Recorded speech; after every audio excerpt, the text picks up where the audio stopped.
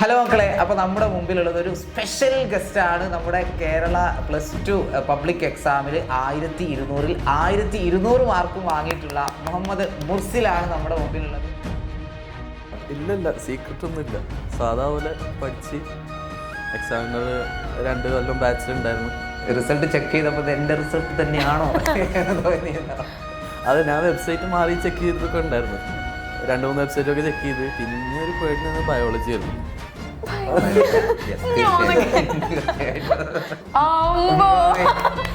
അപ്പൊ നമ്മളൊരു ഇന്റർനാഷണൽ ടോപ്പറെയാണ് കേട്ടോ നമ്മളിപ്പോ ഇന്റർവ്യൂ ചെയ്തോണ്ടിരിക്കുന്നത്. അപ്പൊ ഇത് എക്സ്ക്ലൂസീവ് ആണ്. +1 ഇനി കടക്കാൻ പോകുന്ന ഒരുപാട് കുട്ടികളുണ്ട്. അവരൊക്കെ ഈ ഒരു മാറിയ പാറ്റേൺ, അതുപോലെ സിലബസ്, എക്സാം ടഫ് ആവുക, പിന്നെ ഈ റിസൾട്ട് വന്ന സമയത്ത് കഴിഞ്ഞ വർഷം 100 ചില്ലറ കുട്ടികൾക്ക് ഫുൾ മാർക്ക് ഉണ്ടായിരുന്ന സമയത്ത് ഇപ്പോൾ ഒരു 44 കുട്ടികൾക്ക് കുറഞ്ഞിട്ടുണ്ട്. അപ്പൊ ഒരുപാട് എന്താ പറയാ, അങ്ങനെ മാനസിക സമ്മർദ്ദങ്ങളൊക്കെ ഇരിക്കുന്ന കുട്ടികൾക്ക് 10ാം ക്ലാസ് കഴിഞ്ഞ് +1 എത്താൻ വേണ്ടി പോകുന്നത്. അവരോട് എന്താണ് മോന് പറയുന്നത്? ഇപ്പോൾ ഈ സിലബസ് ഒക്കെ മാറുകൊണ്ട് PYQസിനൊന്നും വലിയ ഇമ്പോർട്ടൻസ് ഇല്ല എന്ന് പറയുന്നുണ്ട്. അതിനോട് എന്താ മോന് പറയാം? അപ്പോൾ മോന്റെ കയ്യിൽ നിന്ന് എന്തെങ്കിലുമൊക്കെ കിട്ടിയാൽ, അത് ആ ഒരു ടിപ്പ് അല്ലെങ്കിൽ ആ ഒരു ട്രിക്ക് കിട്ടിക്കഴിഞ്ഞാൽ എനിക്കത് ഫോളോ ചെയ്താൽ എനിക്ക് അങ്ങോട്ട് എത്താൻ പറ്റില്ല. എനിക്കും അറിയില്ല, അത് ഞാനും കണ്ടെത്തുന്നുള്ളൂ. ഹലോ മക്കളെ, അപ്പോൾ നമ്മുടെ മുമ്പിലുള്ളത് ഒരു സ്പെഷ്യൽ ഗസ്റ്റാണ്. നമ്മുടെ കേരള +2 പബ്ലിക് എക്സാമിൽ 1200 മാർക്കും വാങ്ങിയിട്ടുള്ള മുഹമ്മദ് മുർസിലാണ് നമ്മുടെ മുമ്പിലുള്ളത്. അപ്പോൾ ആദ്യം തന്നെ ഒരു വലിയ കൺഗ്രാജുലേഷൻസ്. യെസ്. അപ്പോൾ ആദ്യം തന്നെ ചോദിക്കാനുള്ളൂ, മക്കൾക്ക് എല്ലാവർക്കും അറിയാൻ ആഗ്രഹം ഉണ്ടാവും, എങ്ങനെയാണ് ഈ 1200 നേടിയത് എന്നുള്ളത്. അതിനല്ല എന്താ പറയാ, ഒരു സീക്രട്ട് അങ്ങനെ എന്തെങ്കിലും ഉണ്ടോ? ഇല്ല സീക്രട്ട് ഒന്നുമില്ല. സാധാ പോലെ പഠിച്ച് എക്സാമിനർ 2 കൊല്ലം ബാച്ചിലുണ്ടായിരുന്നു. അപ്പം അങ്ങനെ ഓരോ റിവിഷനും ഒക്കെ കഴിഞ്ഞ് +1ഉം +2ഉം ഫുൾ മാർക്ക് കിട്ടി. സന്തോഷമായിട്ട്. അപ്പോൾ അഗ്നി ബാച്ചിലും ഉണ്ടായിരുന്നില്ലേ? +1 ഉണ്ടായിരുന്നു, +2 ഉയര ബാച്ചിലും അവിടെ കൂടെ തന്നെ ഉണ്ടായിരുന്നു. യെസ്. അപ്പോൾ എങ്ങനെ ഉണ്ടായിരുന്നു റിസൾട്ട് അറിഞ്ഞ സമയത്ത്? എങ്ങനെയായിരുന്നു ഇത്രയും മാർക്ക് കിട്ടുന്നുള്ളത്? മാർക്ക് ഉണ്ടാവും, പക്ഷേ ഫുൾ മാർക്ക് എക്സ്പെക്ട് ചെയ്തിട്ടില്ല. അപ്പോൾ എല്ലാവർക്കും ഒരു ഷോക്ക് തന്നെയായിരുന്നു. എനിക്കും നല്ല ഷോക്കായിരുന്നു. റിസൾട്ട് ചെക്ക് ചെയ്തപ്പോൾ എൻ്റെ റിസൾട്ട് തന്നെയാണോ എന്ന് തോന്നിയതോ? അത് ഞാൻ വെബ്സൈറ്റ് മാറി ചെക്ക് ചെയ്തിട്ടൊക്കെ ഉണ്ടായിരുന്നു. 2-3 വെബ്സൈറ്റൊക്കെ ചെക്ക് ചെയ്ത് ഉറപ്പിക്കാൻ വേണ്ടിയിട്ട്. +1 എന്തായാലും ഫുൾ മാർക്ക് ആയിരുന്നല്ലോ കിട്ടിയിട്ടുണ്ടായിരുന്നത്. +2 ഏത് സബ്ജക്റ്റിനായിരുന്നു ഒരു പേടി ഉണ്ടായിരുന്നു? അതായത് ഇതിലും മാർക്ക് കുറയാൻ ചാൻസ് ഉണ്ടെന്ന് തോന്നിയത്? പിന്നെ ഒരു പേടി നിന്ന് ബയോളജി ആയിരുന്നു.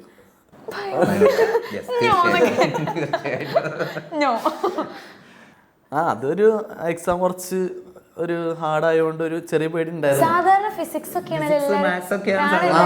പക്ഷെ ഫിസിക്സ് മാത്സ് അങ്ങനെ അത്രയായിട്ട് തോന്നിയില്ല. അല്ല, ഈ കൊല്ലത്ത് നമ്മുടെ ഒരു ക്വസ്റ്റ്യൻ പാറ്റേണിലൊക്കെ നല്ല മാറ്റങ്ങളല്ലേ ഉണ്ടായത്? അപ്പൊ മോൻ അതൊന്നും ഒരു പ്രശ്നമായിട്ടുണ്ടായിരുന്നില്ല? പ്രശ്നമായിട്ടില്ലെന്ന് വെച്ചാൽ ക്വസ്റ്റ്യൻസ് ഒക്കെ മാറി അതിൻ്റെ ഒരു ടെൻഷൻ ഉണ്ടായിരുന്നു. പക്ഷെ എക്സാം എഴുതി കഴിഞ്ഞപ്പോൾ ഒരു അത്യാവശ്യം നല്ല മാർക്ക് കിട്ടുന്നൊരു പ്രതീക്ഷ ഉണ്ടായിരുന്നു. പിന്നെ മോൻ എവിടെയാ പഠിച്ചതൊക്കെ? ഞാൻ അവിടെ സ്റ്റാർട്ടിങ് പോലെ തന്നെ അബുദാബി, ഇപ്പോൾ കഴിഞ്ഞ 8 കൊല്ലമായിട്ട് മോഡൽ സ്കൂൾ പഠിക്കുക. അബുദാബി തന്നെയായിരുന്നു.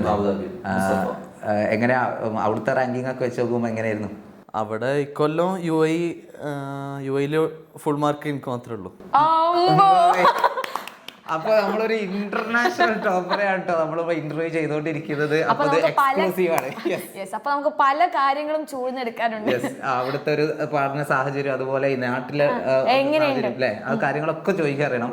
അപ്പൊ എങ്ങനെയുണ്ടായിരുന്നു അവിടുത്തെ ആ ഒരു സ്കൂൾ ലൈഫ്? പ്രത്യേകിച്ച് ഞങ്ങളെ സ്കൂള് അത്യാവശ്യം എല്ലാ വർഷവും നല്ല പെർഫോമൻസ്. അതെ. അപ്പോൾ അങ്ങനെ തന്നെ എല്ലാ വർഷവും നല്ല കുറേ എക്സാംസ് ഉണ്ടാവും. Monthly exam, half yearly, first term. പിന്നെ എക്സാമിനോട് അടുക്കുമ്പോഴും റിവിഷൻ ടെസ്റ്റ് ഉണ്ടാവും, മോഡൽ എക്സാം. അപ്പോൾ അതിലിങ്ങനെ പഠിച്ച് അവസാനം സ്കൂളിൽ നിന്ന് നല്ല സപ്പോർട്ട് ഉണ്ടായിരുന്നു ടീച്ചേഴ്സ്. എക്സാമിനറിലേക്ക് എങ്ങനെ എത്തുന്നത്? എക്സാമിനർ ഞാൻ ശരിക്ക് 10ാം ക്ലാസ്സിൽ തുടങ്ങിയതാണ്. അത് യൂട്യൂബ് ക്ലാസ് മാത്രമേ കാണുള്ളൂ. എന്നിട്ട് പിന്നെ +1 ചിലപ്പോൾ ടഫ് ആയാലോ വിചാരിച്ചിട്ട് ഇതിൽ ബാച്ചിൽ ജോയിൻ ചെയ്ത്. ആ തീരുമാനം എക്സാമിനറിൽ ജോയിൻ ചെയ്ത ആ തീരുമാനം തെറ്റായി പോയി? ഇല്ല ഉറപ്പാണ്.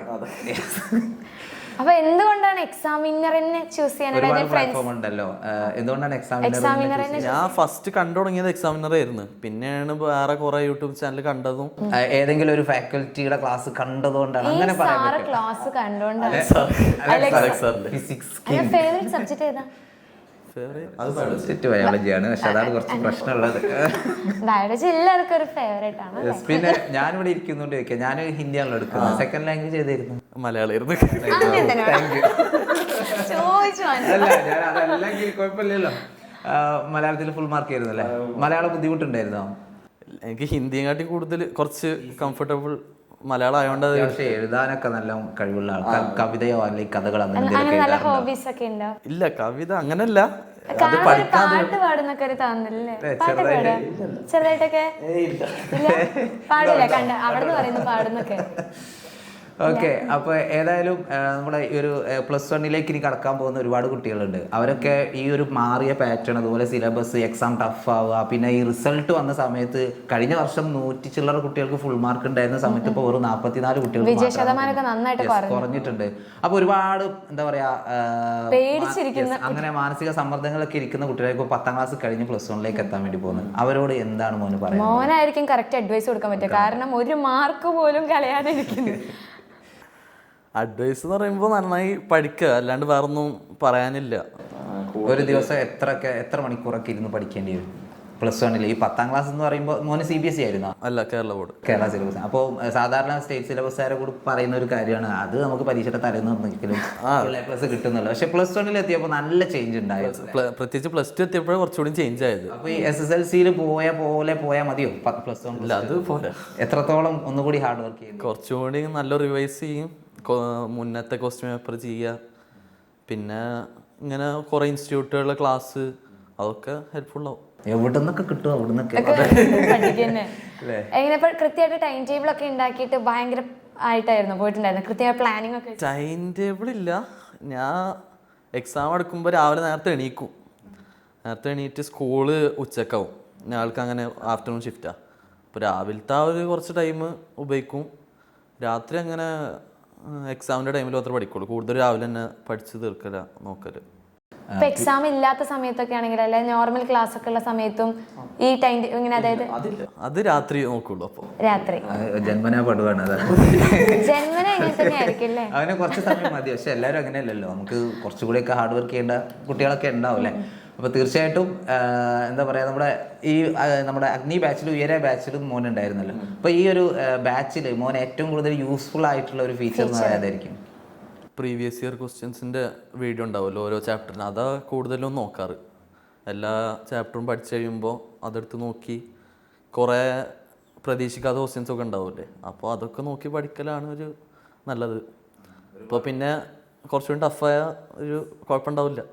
പിന്നെ ഒരുപാട് കുട്ടികൾ ഇപ്പോൾ ഈ സിലബസ് ഒക്കെ മാറും, PYQസിനൊന്നും വലിയ ഇമ്പോർട്ടൻസ് ഇല്ല എന്ന് പറയുന്നുണ്ട്, അതിനോട് എന്താ മോന് പറയാനുള്ളത്? ഇനിയിപ്പോൾ പുതിയ സിലബസ് എന്തായാലും ക്വസ്റ്റ്യൻസ് മുന്നേ ചോദിച്ചൊക്കെ തന്നെ ഉണ്ടാവുള്ളൂ. ഇപ്പോൾ ഇപ്രാവശ്യം കെമിസ്ട്രി നല്ല ടഫാക്കി, അതിൻ്റെ പിറ്റേ ദിവസം തന്നെ ഒരു PDF വന്ന് ഫുൾ, അത് മൊത്തം എക്സാമിൻ്റെ ക്വസ്റ്റ്യൻസ് ആയിരുന്നു, കഴിഞ്ഞ ഒരു 5-10 കൊല്ലത്തെ കുറേ മുന്നത്തെ ക്വസ്റ്റ്യൻ. അപ്പോൾ അതിനുശേഷം എല്ലാവരും എക്സാം ക്വസ്റ്റ്യൻ പേപ്പർ നോക്കാൻ തുടങ്ങി ഞങ്ങളുടെ സ്കൂളിൽ, മാത്സിനൊക്കെ ആയിട്ട്. അപ്പോൾ PYQs വളരെ ഇമ്പോർട്ടൻ്റ് ആണ് അല്ലേ? അത് നമ്മൾ പാറ്റേൺ മാറി എന്ന് പറഞ്ഞിട്ട് നമ്മൾ PYQs നോക്കാതിരുന്നൊരു കാര്യമില്ല. നമുക്ക് മാക്സിമം എത്രത്തോളം വർഷത്തെ, കഴിഞ്ഞ ഒരു 10 വർഷത്തെ ക്വസ്റ്റ്യൻ പേപ്പർ നോക്കാൻ പറ്റുകയാണെങ്കിൽ അത് ഏറ്റവും നന്നായിരിക്കും എന്നാണ് മോന് പറയുന്നത് അല്ലേ? പിന്നെ ഡെയിലി റുട്ടീനൊക്കെ എങ്ങനെയാണ്? രാവിലെ നേരത്തെ എണീറ്റ് ഒരു സാധാരണ നോർമൽ എക്സാം ഒന്നുമില്ല, രാവിലെ ഒരു സാധാ സ്കൂൾ പോണ ദിവസമാണെങ്കിൽ ഒരു 8-8:30 ആകുമ്പോൾ എണീറ്റ് കാര്യങ്ങളൊക്കെ കഴിഞ്ഞ് 10-10 ആകുമ്പോഴത്തേനും സ്കൂളിൽ പോകും, കുറച്ച് പോകാനുണ്ട് സ്കൂളിലേക്ക്. അപ്പോൾ പിന്നെ രാത്രി 5:30 ആകുമ്പോൾ ക്ലാസ് കഴിയും, 7 മണിയൊക്കെ ആകുമ്പോൾ വീട്ടിൽ എത്തി, പിറ്റേ ദിവസത്തെ എന്തെങ്കിലും ചെയ്യാണ്ടെങ്കിൽ അതൊക്കെ ചെയ്ത് അങ്ങനെ ഉണ്ട്. അങ്ങനെ പ്രത്യേകിച്ച് ടൈം ടേബിൾ ഒന്നുമില്ല. 1200 മാർക്ക് ഞങ്ങള് വളരെ നോർമൽ ആയിട്ടുള്ള ഒരു മനുഷ്യൻ. അതായത് ഒരുപാട് കുട്ടികൾക്ക് അതായത് ഇപ്പോൾ സ്വപ്നം കാണുന്ന ഒരു മാർക്കിലേക്കാണ് അല്ലെങ്കിൽ ഒരു റാങ്കിലേക്കാണ് മോൻ എത്തിയുള്ളത്. അപ്പോൾ ഇത് ആഗ്രഹിക്കുന്ന ഒരുപാട് കുട്ടികളുണ്ടാവും. അപ്പോൾ മോൻ്റെ കയ്യിൽ നിന്ന് എന്തെങ്കിലുമൊക്കെ കിട്ടിയാൽ അത് ആ ഒരു ടിപ്പ് അല്ലെങ്കിൽ ആ ഒരു ട്രിക്ക് കിട്ടിക്കഴിഞ്ഞാൽ എനിക്കത് ഫോളോ ചെയ്താൽ എനിക്കും അങ്ങോട്ട് എത്താൻ പറ്റില്ല എന്ന് ആഗ്രഹിക്കുന്ന ഒരുപാട് കുട്ടികളുണ്ടാവും. എനിക്കും അറിയില്ല, അത് ഞാനും കണ്ടെത്തുന്നുള്ളൂ. സാധാ പോലെ പഠിക്കുക, വേറൊന്നും പറയാനില്ല. അപ്പോൾ ബാച്ചിലെ ക്ലാസ്സുകളൊക്കെ എങ്ങനെയാണ്? അത് ടൈം ടേബിൾ നമ്മൾ പ്രൊവൈഡ് ചെയ്യുന്നുണ്ട്, ആ ടൈം ടേബിൾ മോന് ഫോളോ ചെയ്യാൻ പറ്റുന്നുണ്ടായിരുന്നോ? ഇല്ല, അതില്ല. അത് സ്കൂളിനായിട്ട് മിക്സ് ആകുമ്പോൾ അങ്ങനെ ഫോളോ ആക്കാൻ കഴിയില്ല. ഞാൻ കുറച്ച് ടഫുള്ള ചാപ്റ്റേഴ്സൊക്കെ ഡീറ്റെയിൽഡ് വീഡിയോ ഉണ്ടാവില്ല, അത് കാണും. വൺ ഷോട്ട് വീഡിയോസും അതുപോലെ തന്നെ വൺ ഷോട്ടും പിന്നെ ബാച്ച് ആപ്പിൽ അപ്ലോഡ് ചെയ്യുന്ന അതും. നോട്ട്സ് ഒക്കെ പ്രിപ്പയർ ചെയ്തിട്ട് തന്നെയാണോ നോട്ട്സ് സ്വന്തമായിട്ട് ക്ലാസ് ഉണ്ടാക്കി നോക്കിയിട്ട്? അതും ഹെൽപ്ഫുള്ളാണ്. നമ്മളെന്തേലും ട്രിക്സ് എന്തെങ്കിലും ഒക്കെ ഉണ്ടെങ്കിൽ അതിന്റെ സൈഡിൽ എഴുതിച്ച് ബയോളജി ടെക്സ്റ്റ് ബുക്കിൽ അണ്ടർലൈൻ ചെയ്ത് ഞാൻ അങ്ങനെ ബയോളജിക്ക് വേറെ നോട്ട് ഉണ്ടാക്കില്ല. ഈ ബയോളജി ഒക്കെ ഇങ്ങനെ കാണാതെ പഠിക്കുന്ന ആളാണ്, അങ്ങനെ പഠിച്ചുകൊണ്ട് വല്ല കാര്യമുണ്ടോ? അതിപ്പോ ഇങ്ങനെ സിലബസ് അല്ല ഈ സ്റ്റൈല് മാറിയ അപ്പൊ പെടും ബൈ ഹാർട്ടാക്കി പഠിച്ചാല്. നമ്മൾ എങ്ങനെയാണ് അപ്പോൾ അത് പഠിക്കേണ്ടത്? ബയോളജി ഒക്കെ എങ്ങനെയാണ്? ബയോളജി എങ്ങനെ ഇപ്പോൾ ഒരു SLC കഴിഞ്ഞിട്ടുള്ള കുട്ടികൾക്കാണെങ്കിൽ നമ്മൾ SLC ആകുമ്പോൾ ഭയങ്കര സിമ്പിൾ ആയിട്ട് ഇത്ര പോകുന്ന ടെക്സ്റ്റ് ബുക്ക് ആയിരുന്നല്ലോ. +1 എത്തിയപ്പോൾ നന്നായിട്ട് മാറി, കുറേ ചാപ്റ്റേഴ്സ് ഒക്കെ ആയി, കുറേ ടേംസ് ടെക്സ്റ്റ് ബുക്ക് പിക്ചേഴ്സ് തന്നെ പറഞ്ഞു അല്ലേ. അപ്പോൾ എങ്ങനെയാ മോന് ബയോളജി ഒക്കെ ഞാൻ ഫുൾ മാർക്കിലോട്ട് എത്തിയത്? ബയോളജി ഞാൻ പറഞ്ഞില്ലേ, അത് പഠിച്ചു പോകുമ്പോൾ തന്നെ അണ്ടർലൈൻ ചെയ്ത് സൈഡിൽ എന്തെങ്കിലും നോട്ട് ഉണ്ടെങ്കിൽ അത് എഴുതി വെച്ച്, ഞാൻ വേറെ നോട്ട് ഉണ്ടാക്കലില്ല, ടെക്സ്റ്റ് ബുക്കിൽ തന്നെ എഴുതി വെച്ച്. പിന്നെ ശരിക്കും അത് ഫുള്ള് വായിക്കണം, എക്സാമിൻ്റെ മുന്നേ എല്ലാ ലെസനും വായിച്ചിരിക്കണം. അപ്പം തന്നെ കുറേ നമുക്ക് എഴുതാനുള്ള പോയിൻറ്റ്സ് കിട്ടും, ചെറിയ ചെറിയ പോയിന്റുകൾ ഉണ്ടാവില്ല അതൊക്കെ കിട്ടും, അത് ഫുള്ളൊന്ന് വായിച്ചാൽ. ഞാൻ NCERT എക്സാമിൻ്റെ ടൈമിലാണ് വായിച്ചത്, അതിൻ്റെ മുന്നേ ഒന്നും വായിച്ചിട്ടില്ല. അപ്പോൾ അത് ഹെൽപ്ഫുള്ളായി. അപ്പോൾ ഈ ഫിസിക്സിൻ്റെ കേസിലെ ഡെറിവേഷൻസ് ഒക്കെ അപ്പം എന്തൊക്കെയാണ് അതൊക്കെ ഇങ്ങനെ എഴുതി വെക്കുമായിരുന്നു? അത് ക്ലാസ് ടൈമിൽ നോട്ടിൽ എഴുതി വെക്കും, പിന്നെ പ്രാക്ടീസ് ചെയ്യും. അത് ഞങ്ങളെ സ്കൂളിൽ മറ്റേ ഓരോ എക്സാം കഴിയുമ്പോൾ അപ്പോൾ അങ്ങനെ തന്നെ കുറച്ച് പ്രാക്ടീസ് ആവും, ഈ ക്വസ്റ്റ്യൻസ് വരുമ്പോൾ ഡിറൈവ് ചെയ്യാനൊക്കെ ആയിട്ട് അങ്ങനെ. പിന്നെ എന്താ പറയുക, നമ്മുടെ ലാബുകളൊക്കെ ഉണ്ടായിരുന്നല്ലോ, കെമിസ്ട്രി, ഫിസിക്സ്, സുവോളജി, ഈവൻ മാത്സിനടക്കം ലാബ് ഉണ്ടായിരുന്നു. എങ്ങനെയായിരുന്നു ആ ലാബിൻ്റെ ഒക്കെ ഒരു? ലാബും കുറച്ച് ടെൻഷനായിരുന്നു. അത് വർഷം മൊത്തം ചെയ്തിക്കണ്, പക്ഷെ എന്നാലും ലാസ്റ്റ് എത്തുമ്പോൾ ഒരു ഇതുണ്ടായിരുന്നു, ഒരു ചെറിയ. ഏറ്റവും ഇഷ്ടപ്പെട്ട ലാബ് ഏതാ? കെമിസ്ട്രി. ഇതല്ലേ ആ കളറൊക്കെ മാറുന്ന ടൈപ്പ് പരിപാടിയൊക്കെ, നല്ല രസമുള്ള പരിപാടി. യെസ്. പിന്നെ നമ്മൾ ഈ ഓൺലൈൻ പ്ലാറ്റ്ഫോം ആണല്ലോ നമ്മുടെ ഈ എക്സാമിൻ്റെ എന്ന് പറയുന്നത്. അപ്പോൾ ഈ ഒരു ബാച്ചിലേക്ക് ജോയിൻ ചെയ്യാൻ വേണ്ടി വീട്ടിൽ പറഞ്ഞ സമയത്ത് എന്തെങ്കിലും എതിർപ്പോ കാര്യങ്ങളോ, അതായത് ഒരുപാട് ഡിസ്ട്രാക്ഷൻസ് ഒക്കെ വരാൻ സാധ്യതയുള്ള ഒരു സംഭവമാണ്. എല്ലാവരും ഓഫ്ലൈൻ ആണല്ലോ പ്രിഫർ ചെയ്യുക. ഇല്ല, അങ്ങനെ എതിർപ്പൊന്നും ഉണ്ടായിട്ടില്ല. കാരണം ഞാൻ ടെൻത്തിൽ തന്നെ അവർക്ക് അറിയാം, യൂട്യൂബ് നോക്കി പഠിക്കുന്നുണ്ട്, വേറെ കുറേ ചാനലുകളൊക്കെ നോക്കുന്നുണ്ട്. അപ്പം ഞാൻ +1 എത്തിയപ്പോൾ പറഞ്ഞ് ഈ ചാനലിൽ ചേരണം, കുഴപ്പമൊന്നും ഉണ്ടായില്ല, ജോയിൻ ചെയ്ത്. ഫ്രണ്ട്സിന്റെ ഒക്കെ റിയാക്ഷൻ എന്തായിരുന്നു ഈ ഒരു റിസൾട്ട്? അവർക്ക് അറിയായിരുന്നോ? എല്ലാവർക്കും ഒരു പ്രതീക്ഷ ഉണ്ടായിരുന്നു, എനിക്കുണ്ടായിരുന്നില്ല. എന്നാലും എനിക്ക് മാത്രമില്ലായിരുന്നു, ബാക്കി എല്ലാവർക്കും ഉണ്ടായിരുന്നു. അങ്ങനെ കിട്ടി. പാരൻസ് സന്തോഷി. അല്ല, റിസൾട്ട് അറിഞ്ഞ സമയത്ത് മോനെ അവിടെ ആയിരുന്നു അതോ ഇവിടെ? ഞാൻ ഇവിടെ ആയിരുന്നു. ഞാൻ റിസൾട്ട് ഒരു എങ്ങനെ ആ റിസൾട്ട് അറിഞ്ഞ ആ ദിവസം ഒന്ന് എക്സ്പ്ലെയിൻ ചെയ്തു എങ്ങനെയായിരുന്നു എല്ലാവരുടെ നാട്ടുകാരൊക്കെ ഉണ്ടാവുമല്ലോ, എല്ലാവരും അറിഞ്ഞിട്ടുണ്ടാവില്ല. അത് ടൈമിന്റെ ഒരു പ്രശ്നം ഉണ്ടായിരുന്നില്ല. ഫസ്റ്റ് 2:30 തന്നെ തുടങ്ങിക്കണ ഇത് ലോഡാക്കല്. എന്നിട്ട് അവസാനം ഉപ്പ ഉണ്ടായിരുന്നില്ല വീട്ടിൽ, ഉമ്മയും പിന്നെ വല്യമ്മ മാത്രമേ ഉണ്ടായിരുന്നുള്ളൂ വീട്ടിൽ. അപ്പം അങ്ങനെ ഒരു 3:30 ആകുമ്പോൾ റിസൾട്ട് വന്ന് ഞാൻ തന്നെ ഫസ്റ്റ് നോക്കി, ആരും വിളിക്കാണ്ട് തന്നെ. എന്നിട്ട് നോക്കിയിട്ട് ഉമ്മാട് പറഞ്ഞി, അപ്പോൾ എന്നെ ഉപ്പ എത്തി. അപ്പം എല്ലാവർക്കും സന്തോഷമായി. എല്ലാവരും ഞാൻ പറഞ്ഞിട്ടുണ്ടായിരുന്നു ഒരു ഫുള്ള് കിട്ടില്ല, അത്യാവശ്യം നല്ല മാർക്ക് തന്നെ ഉണ്ടാകുമായിരിക്കും. അപ്പോൾ ഫുള്ള് കിട്ടിയെന്ന് പറഞ്ഞപ്പോൾ അതിനെക്കാട്ടിയും കൂടുതൽ സന്തോഷം. അപ്പോൾ ഒരുപാട് വർഷത്തെ ഹാർഡ് വർക്കാണ് അല്ലേ? അതായത് നമ്മൾ പെട്ടെന്ന് ഒരു +1 +2 മാത്രം പഠിച്ചതിൻ്റെ റിസൾട്ട് അല്ല ഇത്. നമ്മൾ കുഞ്ഞു ക്ലാസ്സിൽ പഠിക്കുന്ന കുട്ടികളൊക്കെ ഇത് കാണുന്നുണ്ടെങ്കിൽ തീർച്ചയായിട്ടും മനസ്സിലാക്കണം. നമ്മൾ ആ ബേസിക്സ് സെറ്റ് ആയിട്ടില്ലെങ്കിൽ, അതായത് 5ാം ക്ലാസ് മുതലെങ്കിലും നമ്മൾ ബേസിക്സും കാര്യങ്ങളൊക്കെ അടിപൊളിയായിട്ട് സെറ്റ് ആക്കിയില്ലെങ്കിൽ നമുക്ക് ഇതുപോലെയുള്ള ഒരു വിജയത്തിൽ അതുപോലെ ഇതേപോലെ ഇൻ്റർവ്യൂവിലൊന്നും വന്നിരിക്കാൻ വേണ്ടി പറ്റില്ല. അപ്പോൾ എല്ലാവരും എന്ത് ചെയ്യുക, ഏത് ക്ലാസ്സിലാണെങ്കിലും പഠിക്കുന്ന ആ ഒരു സമയത്ത് നന്നായിട്ട് ബേസ് സ്ട്രോങ് ആയിട്ട് പഠിക്കുക എന്നുള്ളതാണ് നമുക്ക് പറയാനുള്ളത്. പിന്നെ ഇനി എന്താണ് വാട്ട് ഈസ് നെക്സ്റ്റ്? ഞാൻ എൻട്രൻസ് നീറ്റിന് ഇപ്രാവശ്യം എഴുതിയിട്ടുണ്ടായിരുന്നു. എങ്ങനെ ഉണ്ടായിരുന്നു? അത് നല്ല പണിയായിരുന്നു. നല്ല പണിയായിരുന്നു. എന്താണ് തോന്നിയത്? എന്ത് ഡിഫറൻസാ തോന്നിയിട്ടുണ്ടായിരുന്നത്? ഞാൻ 1 മാസം ക്രാഷ് കോഴ്സ് പഠിച്ചിട്ടുണ്ടായിരുന്നു. അപ്പോൾ അതിൽ നിന്നൊക്കെ ബയോളജി അല്ലോ NCERT ഒക്കെ നോക്കി പോയോണ്ട് അത് വലിയ ഒരു കുഴപ്പമുണ്ടായിരുന്നില്ല. വലിയ ക്വസ്റ്റ്യൻസ് ആയിരുന്നില്ല, വായിക്കാൻ സമയം. ഫിസിക്സ് ആയിരുന്നു കുറച്ച് നല്ല പണി ഉണ്ടായിരുന്നു, കെമിസ്ട്രിയും. അപ്പം അത് രണ്ടും. ഇനി നീറ്റ് തന്നെ നോക്കുന്നേ? നീറ്റ്. ഡോക്ടർ ആരെങ്കിലും ഇൻഫ്ലുവൻസർ ആരെങ്കിലും ഉണ്ടോ? അതായത് ഒരാളെ കണ്ടിട്ടാണ് അങ്ങനെ? ഇല്ല, ഞാൻ ചെറുപ്പം പോലെ തന്നെ അങ്ങനെ പറയണതാ, ഡോക്ടറാണോ. കുഞ്ഞുനാൾ മുതലേ ഉള്ള ഒരു ആഗ്രഹമാണ് ഡോക്ടറാണെന്നുള്ളത്. അതെന്തായാലും ആവുമല്ലോ, അതിനൊരു സംശയമില്ല. അതൊക്കെ ഞാൻ ഉറപ്പിച്ചു വെച്ചതാണ്. ഇപ്പൊ +1 ആണോ +2 ആണോ ഏറ്റവും കൂടുതൽ ബുദ്ധിമുട്ടെന്ന് വെച്ച് കഴിഞ്ഞാൽ ഏതാ പറയാ? +2 ആയിരിക്കും. +2 അതെന്താ? +1 സമയം കുറവായിരിക്കും. അതായത് അലോട്ട്മെന്റിന്റെ പ്രോസസ്സും കാര്യങ്ങളും മോനെ അവിടെ ഇല്ല. പക്ഷെ എന്നാലും ഈ എക്സ്ട്രാ ലാബ് ഉണ്ട്, റെക്കോർഡ് അങ്ങനത്തെ ഒക്കെ ആയിട്ട് കുറെ ടൈം അങ്ങനെ പോകും. +2 ലാബും റെക്കോർഡും. +1 അങ്ങനെ ലാബൊന്നും അങ്ങനെ സീരിയസ് ആയിട്ട് എടുക്കില്ല. റെക്കോർഡൊക്കെ സ്വന്തമായിട്ടായിരുന്നു? റെക്കോർഡൊക്കെ സ്വന്തമായിട്ട്. ബയോളജി ഇഷ്ടമാണല്ലോ സാർ, അപ്പൊ എന്തായാലും ഇഷ്ടമായിരിക്കുമല്ലോ അല്ലേ? ചോദിക്കാലോ. ഓക്കെ, ഇപ്പോ ഈ +2 ഈ ഒരു സബ്ജക്റ്റ് ഇല്ലെങ്കിൽ അടിപൊളിയായിരുന്നു, അങ്ങനെ ഏതെങ്കിലും സബ്ജക്റ്റിന് തോന്നിയിട്ടുണ്ടോ ഇതൊന്നും വേണ്ടായിരുന്നു? ഫിസിക്സ് ആയിരിക്കും. ഫിസിക്സ് ഏറ്റവും ഇഷ്ടം അലക്സാണ്ടർ ഫിസിക്സിന്റെ ക്ലാസ് കണ്ടിട്ടാണ്. അലക്സാർ കാണുകയാണെങ്കിൽ നീറ്റ് ചെയ്തതിന് ശരിക്കും ഇങ്ങനെ ഒരു തീരുമാനത്തിലെത്തിണ്ടാവും എനിക്ക് തോന്നുന്നു. ഇല്ല, ഫിസിക്സ് പണിയാണെന്നുള്ളൂ. അത് പഠിക്കാൻ താല്പര്യമില്ല അങ്ങനല്ല, പക്ഷെ പഠിക്കാൻ കുറച്ച് പണിയുണ്ട്, ബുദ്ധിമുട്ടാണ്. പിന്നെ ഈ സാറ് പറയുന്നുണ്ട് ബുദ്ധിമുട്ടില്ല, മുന്നോട്ട് ഈ എക്സാം സമയത്ത് മോൻ എങ്ങനെയായിരുന്നു? പഠനമൊക്കെ എങ്ങനെയായിരുന്നു? എക്സാം സമയത്ത് എക്സാം നോമ്പിൻ്റെ ടൈമിലായിരുന്നു. അപ്പോൾ രാവിലെ നേരത്തെ അത്താഴത്തിന് എണീക്കും, പിന്നെ ഉറങ്ങില്ല. ഒരു ബോണസാണ്, അതൊരു ബോണസായി. അപ്പോൾ ആ ടൈമിൽ കുറച്ചധികം പഠിച്ച് തീർക്കുക.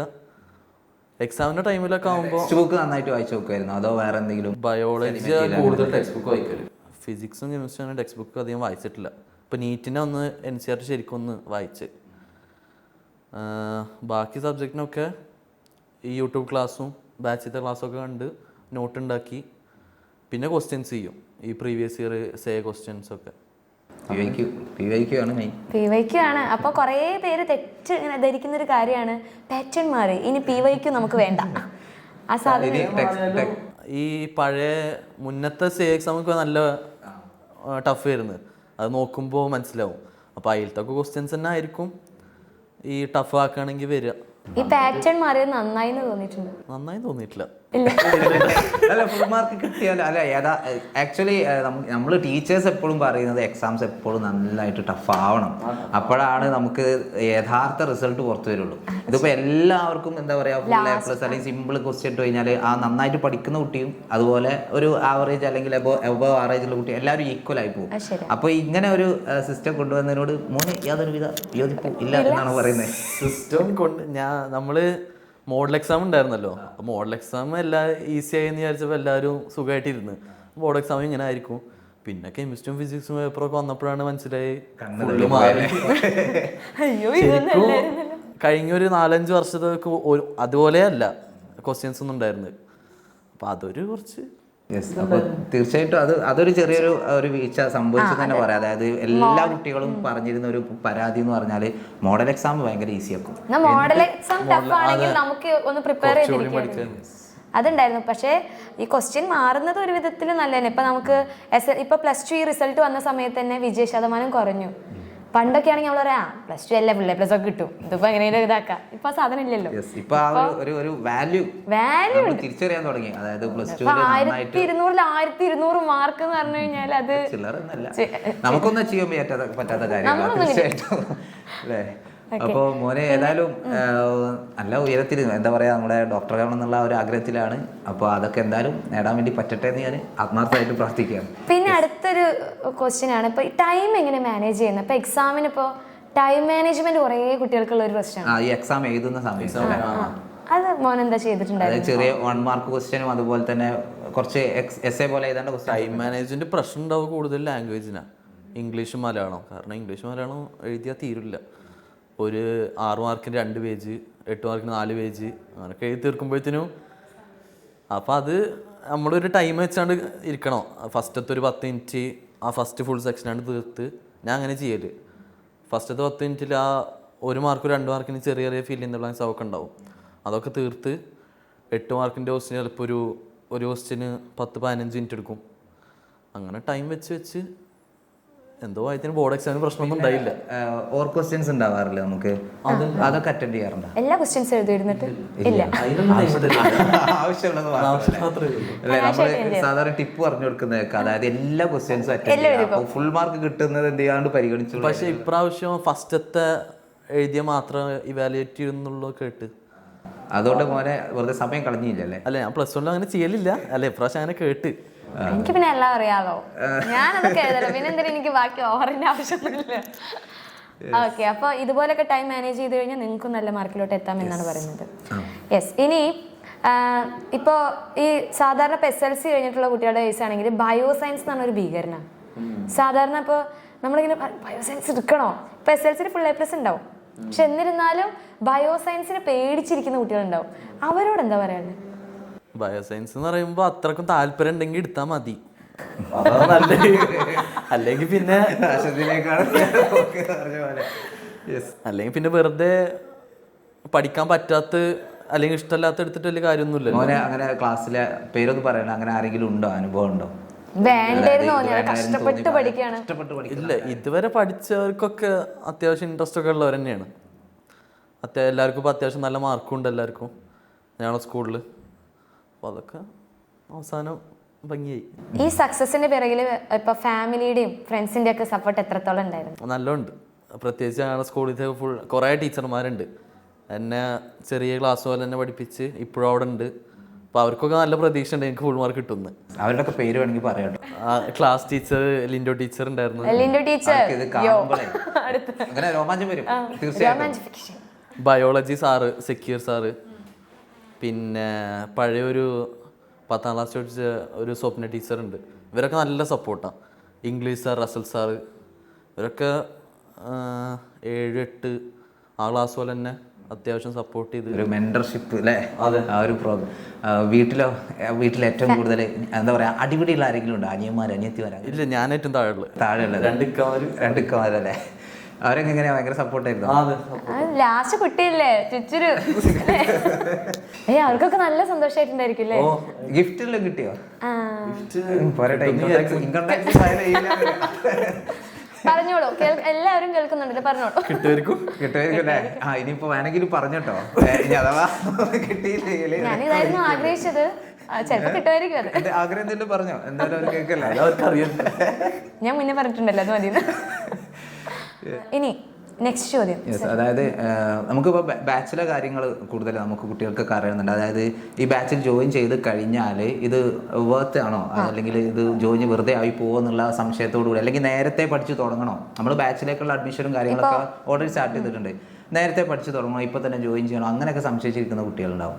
ഈ ബാച്ചിനെ കുറിച്ച് മോൻ്റെ എന്താ പറയുക ഹൃദയത്തിൽ നിന്നുള്ള അഭിപ്രായം അതാണ്.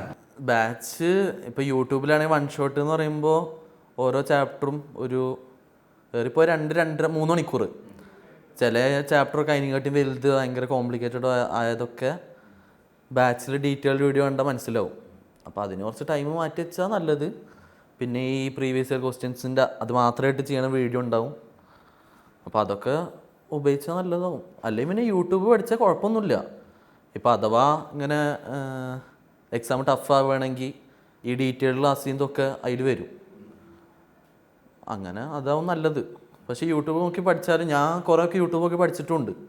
ബാച്ച് എന്ന് പറയുമ്പോൾ ഈ പ്രീവിയസ് ഇയറിന് കൂടുതൽ ഉപയോഗിച്ചിട്ടുള്ളത്. അപ്പോൾ യൂട്യൂബിനേക്കാളും ഒന്നുകൂടെ അഡ്വാൻറ്റേജ് ഉള്ള ബാച്ചിൽ എന്ന് പറഞ്ഞാൽ ഈ PYQ അതുപോലെ തന്നെ ഡീറ്റെയിൽഡ് കുറച്ചധികം ലെങ്തി ആയിട്ടുള്ള വീഡിയോസ്, അതായത് എല്ലാ ഈച്ച് ആൻഡ് എവറി കോർണർ നമ്മൾ പഠിക്കുന്നത്. അത് യൂട്യൂബിലാകുമ്പോൾ നമുക്ക് ലിമിറ്റേഷൻസ് ഉണ്ട്, അതായത് ഇത്ര മണിക്കൂർ കൊണ്ട് ഇമ്പോർട്ടൻ്റ് ആയിട്ടുള്ള കാര്യങ്ങൾ മാത്രമേ നമുക്ക് പറഞ്ഞുതരാൻ വേണ്ടി. പിന്നെ യൂട്യൂബിലെ ലാസ്റ്റുള്ള മാരത്തോൺ അതൊക്കെ അത് പിന്നെ അബ്സല്യൂട്ട്ലി നമ്മുടെ കുട്ടികൾക്ക് ഉണ്ട്. പക്ഷെ ആ ഒരു സമയം കൊണ്ട് അത് പറ്റുമെന്നുള്ള അല്ലെ എനിക്ക് പലപ്പോഴും തോന്നിയിട്ടുണ്ട്. അതായത് നമ്മുടെ എക്സാമിന്റെ തലേ ദിവസം നമ്മൾ ലെങ്തി ആയിട്ടുള്ള മാരത്തോൺ ഒക്കെ വെച്ച് കഴിഞ്ഞാൽ അത് കുട്ടികൾക്ക് എത്രത്തോളം തലയിൽ കയറും എന്നുള്ളത് നമ്മളത് കൊടുക്കുകയാണ്. അതായത് ബാച്ചിൽ ജോയിൻ ചെയ്യാത്ത കുട്ടികളുണ്ടെങ്കിൽ ആ കിട്ടുകയാണെങ്കിൽ കിട്ടട്ടെ എന്ന് വിചാരിച്ചിട്ട് അത് എത്രത്തോളം അത് യൂസ്ഫുൾ ആണ്. കാരണം ലേറ്റസ്റ്റ് ആയിട്ടാണ് പഠിക്കണല്ലേ, അപ്പോൾ അത് പിറ്റേ ദിവസം കൊണ്ട് ഓർമ്മ ഉണ്ടാവും. പിന്നെ കുറെ ക്വസ്റ്റ്യൻസും ഉണ്ടാവുമല്ലോ മാരത്തോണിൽ. അതെ. അപ്പോൾ അതൊക്കെ ഇപ്പൊ ഈ തലേ ദിവസം എങ്ങനെ പഠിക്കാറ്? ഇപ്പൊ ലൈക്ക് മോൻ എന്തായാലും റിവൈസ് ഒക്കെ ചെയ്തിട്ടുണ്ടായിരിക്കുമല്ലോ. ഇപ്പോൾ പിറ്റേ ദിവസം ഫിസിക്സ് എക്സാം എന്ന് വിചാരിക്കുക. അപ്പൊ മോൻ എന്താ ചെയ്യുക? മെയിൻ ടോപ്പിക്സ് മാത്രം കവർ ചെയ്തിട്ടാണ് അതോ ഫുള്ളായിട്ടെല്ലാം ഇരുന്ന് റിവൈസ് ചെയ്യാൻ നോക്കും? ഫുള്ളായിട്ടല്ല, കുറച്ച് ഓർമ്മയില്ലാത്ത കുറേ ഭാഗങ്ങളുണ്ടാവില്ല, അതാവും തലേ ദിവസം നോക്കുക. പിന്നെ രാവിലെ എക്സാം ഉള്ള ദിവസം ഞാൻ അത്യാവശ്യം നേരത്തെ എണീക്കും. അപ്പോൾ ഒന്നുകൂടി എല്ലാം ഒന്ന് ഓടിച്ചു പോവും, നോട്ട്സൊക്കെ ഒന്ന് ജസ്റ്റ്. പിന്നെ നമുക്ക് ഇപ്പൊ നീറ്റിന് വേണ്ടിയിട്ടാണല്ലോ പ്രിപ്പയർ ചെയ്യുന്നത്. അപ്പോൾ കുറേ പേര് ഇപ്പോൾ +1 +2 ഒരുമിച്ച് നീറ്റിനും കൂടി പ്രിപ്പയർ ചെയ്യുന്ന കുറേ കുട്ടികളുണ്ട്. എങ്ങനെ ഇതൊക്കെ എല്ലാം കൂടി ഓൾറെഡി +1 ടഫാ പറയുന്നത്, +2 ഇങ്ങനെയാണ്, എങ്ങനെ എല്ലാം കൂടി നോക്കുന്നത്? അത് എനിക്കും മാനേജ് ചെയ്യാൻ പറ്റിയിട്ടൊന്നുമില്ല. ഞാൻ രണ്ടിലും നീറ്റ് ബാച്ച് എടുത്തത്, +1 +2. പക്ഷേ അത്ര കാണാനൊന്നും പറ്റിയിട്ടില്ല. സ്കൂളിലത്തെ പണികളും അതൊക്കെ ആയിട്ട് പറ്റുന്നവരുണ്ടാവും. അപ്പോൾ ചെയ്യണമെങ്കിൽ 1 വർഷം ലാഭിക്കാം നമുക്ക് ഈ ഡ്രോപ്പ് ഇയർ പോവാണ്ട്. അപ്പോൾ അത് അത്രക്കും എഫക്റ്റീവായിട്ട് പഠിക്കാൻ പറ്റുമെങ്കിൽ അത് നല്ലതാണ്. ഇപ്പോൾ ഒരു നീറ്റിന് വേണ്ടി പ്രിപ്പയർ ചെയ്യുന്ന സമയത്ത് ഈ എല്ലാ NCERTയും കംപ്ലീറ്റ് ആയിട്ട് വായിക്കണം എന്നുള്ളത് കമ്പൽസറി ആണ്? നീറ്റിന് വേണം. ഇപ്പോൾ ബയോളജി പോട്ടെ, ബാക്കിയുള്ള ഫിസിക്സ് ആയാലും കെമിസ്ട്രി ആയാലും. ഫിസിക്സിൻ്റെ കാര്യം NCERT വായിച്ചാൽ എനിക്കങ്ങനെ മനസ്സിലാവില്ല. കാരണം full complicated, full diagram table അതൊക്കെ ആയിട്ട് ഞാൻ അങ്ങനെ ഫിസിക്സ് NCERT നോക്കിയിട്ടില്ല നീറ്റിന് പഠിക്കുമ്പോൾ. കെമിസ്ട്രി വായിക്കലുണ്ട്, റിയാക്ഷൻസൊക്കെ അതിൽ ഓരോ സെപ്പറേറ്റ് ആയിട്ട് ഉണ്ടാവും. അപ്പോൾ അത് നല്ലതാണ്, ബയോളജിയും കെമിസ്ട്രിയും. ഫിസിക്സ് NCERT വേണം, പക്ഷെ വേറെ വല്ല ഗൈഡോ അങ്ങനത്തൊക്കെ ഉണ്ടെങ്കിൽ അതും നല്ലതാവും. മോനെ നമ്മുടെ ഗൈഡ് കിട്ടിയിരുന്നോ? അത് മോനെ എത്രത്തോളം ഹെൽപ്ഫുൾ ആയിട്ടുണ്ട്? ഈ നീറ്റ് 1 മാസം പഠിക്കുമ്പോൾ ഓരോ ചാപ്റ്റർ കഴിഞ്ഞിട്ട് അതിലത്തെ ക്വസ്റ്റ്യൻസ് ചെയ്ത് നോക്കലുണ്ട്. അപ്പോൾ അതും യൂസ്ഫുൾ ആയിട്ടുണ്ടായിരുന്നു.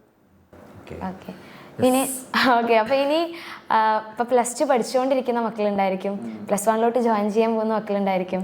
ഇപ്പോൾ നമ്മളായി കഴിഞ്ഞാൽ ആ ഒരു സമയത്ത് നമ്മൾ ആഗ്രഹിക്കുന്നത് 1200 മാർക്ക് തന്നെയാണ്. എല്ലാവർക്കും ആഗ്രഹം ഉണ്ടാവും, എത്രത്തോളം വർക്ക് ചെയ്യുന്നു എന്നുള്ളതിലാണല്ലോ കാര്യം.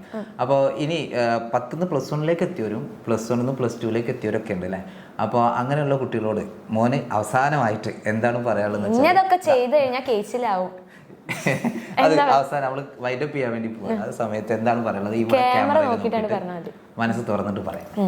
നല്ല പഠിക്കാൻ തന്നെ ശരിക്കും പറയാനുള്ളൂ.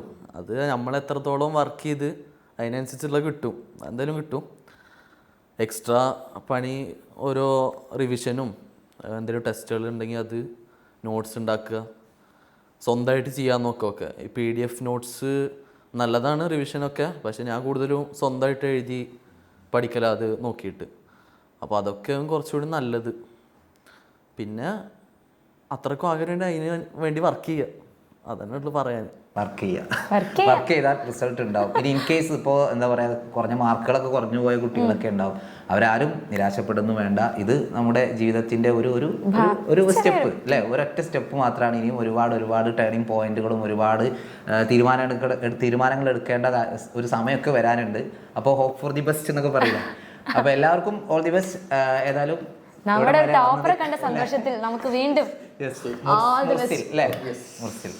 ഓക്കെ.